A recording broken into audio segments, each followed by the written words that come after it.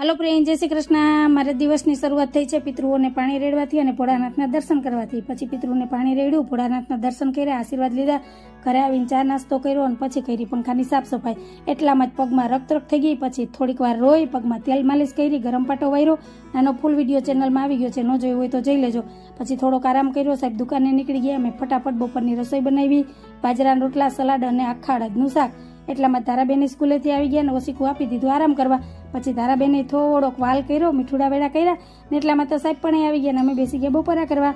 પછી બપોરા કરીને તારાએ કચરા પોતા કર્યા, મેં વાસણ ઉટકા અને બાકીના બધા કામ કરીને થોડોક આરામ કર્યો। એટલામાં ટાઈમ થઈ ગયો રોંઢાના કામનો। આ બાજુ તારાબેન પૂરતી લઈને બેસી ગયા છે વાંચવા। મેં કપડાને ઘડી કરી અને તારાબેનને આપી દીધો રોંઢાનો નાસ્તો। તારાએ નાસ્તો કરી લીધો ને એટલામાં તો વર્ષા અને કપિલ આવ્યા ખબર પૂછવા।